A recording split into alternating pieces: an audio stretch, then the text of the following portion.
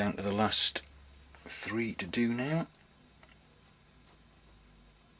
All the rest are starting to dry very nicely, and that's only taken, well, half an hour. Do this lot, one after the other. I mean, it's easy, isn't it? Because you're just splodging white on them, but without this bit done, you can't really progress.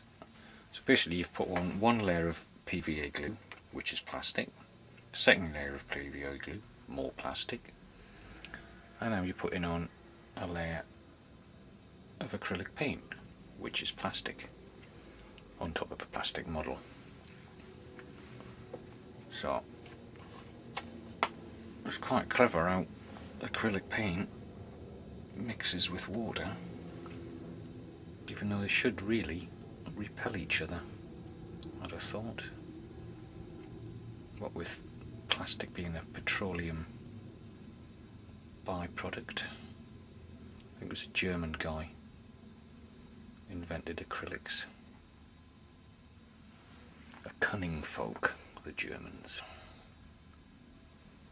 I suppose maybe he wanted to have a game of Kriegspiel and got fed up of enamels.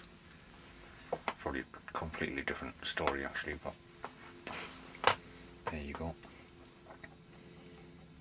Last one. Nice thing about doing this stage is that even if it's just white acrylic, it starts to already show the detail in the figures.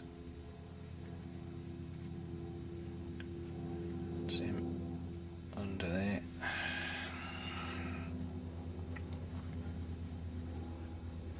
Alright, here's the last one. So let me just pause. So here you have the whole lot with the undercoat,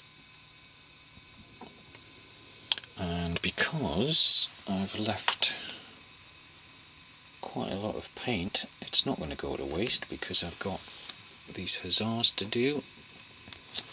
Shift that out of the way. And also, to really use it up, I did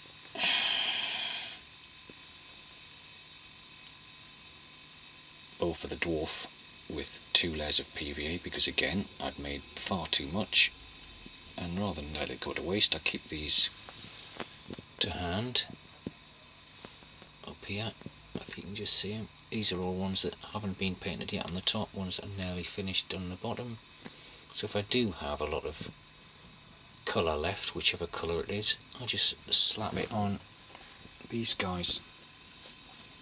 Waste not, want not, and it uses up quite a lot because they're much larger figures obviously. So he's had 2 layers of PVA as well. He's ready to go, so I'm going to start covering him in white. Okay, and I'll show you him very shortly. Okay, I don't know if you can see these, but that's the first one that I did here, the guy crouching, and he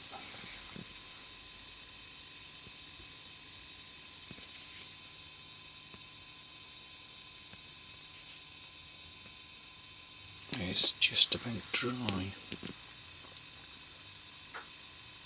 That's better. If you take away the things in the background to concentrate, focuses on the one that it can see. So you can see he's starting to come out all the detail just with white alone. So that's going to come out even more when I put on the thin black wash, which is the next step that I'm going to do, and then I will do the hands and the face and the neck. Very nice. And that's just white.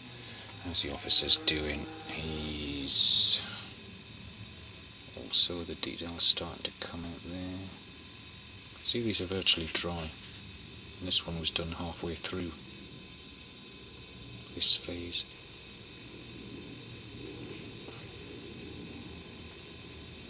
It's not too warm up here. It's nicely warm, but not ridiculously warm. Okay, so let's get both are done. And these hussars, and that's the next step. Okay, bye for now.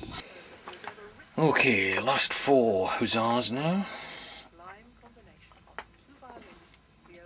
And I've never really used these Lucozade bottle tops before with a pin stuck through it. I had to cut it with put a hole through with a scalpel first because it's a little bit thicker in the middle, and it's a pain in the arse putting your, pardon me my français, putting your finger on the end of the pin to get it through. But I'm impressed with this. I've probably seen somebody else do it, but sticking the guys on a pin with a bit of glue seems to do the job perfectly well. You can get all the way around.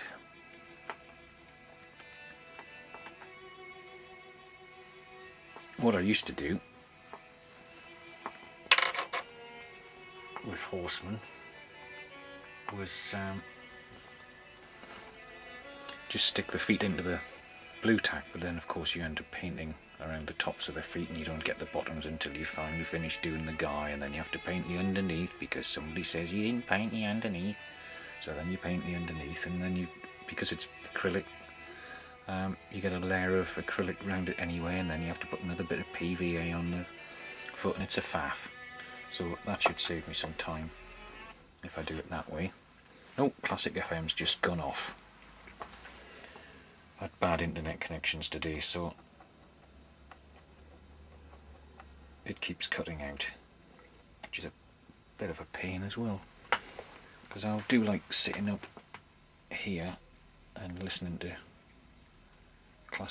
relaxing classical music this time of the night, which is always very relaxing, because the whole point of this hobby is relaxation, really.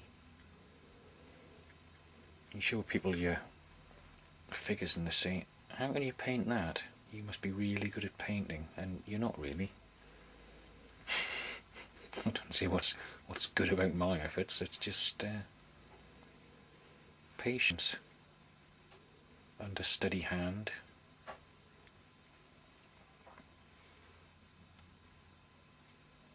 I mean, some of the ones I've done, sorry I keep getting these out of shot here, but I'm looking at the figure at the same time. Some of my figures look quite good, but you can spend days perfecting these things, and if you want to do quantity like I'm trying to do now, I'm not going to put them in a museum, so they're perfectly adequate. And bear in mind as well that every figure that I'm painting at the moment, the only ones actually paid for were the Esci Iii ones, and that was £3.50. The rest I've got for free. So you can't argue with that. Last one. Here he goes. Wallop it on.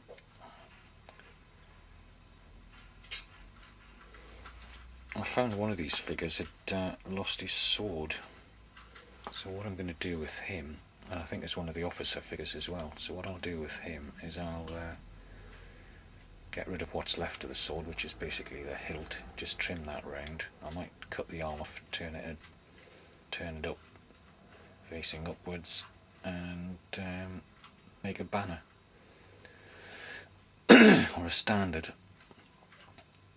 So rather than waste a character that cost me absolutely nothing, I'm a sad man, aren't I? I could do something with him anyway, just customise him. I'll stick him in a bits box, like everybody else seems to have. A box full of bits for customising the figures. Or I could just have him raising his arm without a sword in it. Could put a little handkerchief in his hand, perhaps, like in the Civil War. We shall see. Okay, that's the latest update. Bye for now. I'm off to paint Beaufort.